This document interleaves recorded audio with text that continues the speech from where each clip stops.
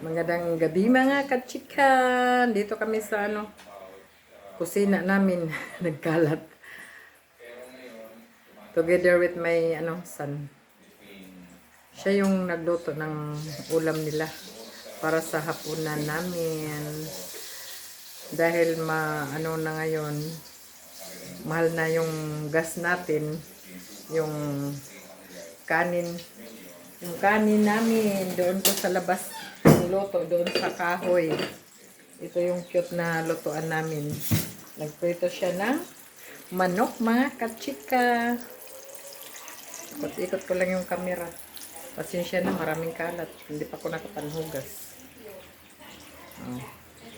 Ito yung niluto niya. Meron kasi siyang nakikita doon sa TikTok. Gusto niyang gayahin. Sana magaya.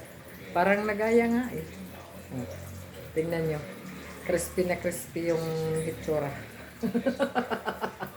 Diba mga kachika?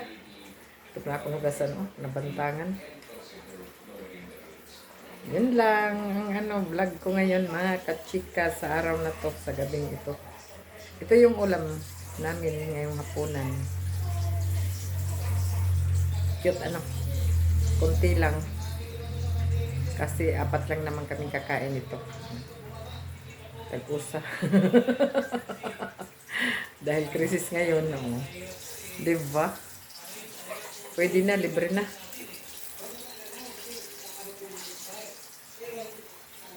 Ikot-ikot lang yung camera. Dito. Amlad to.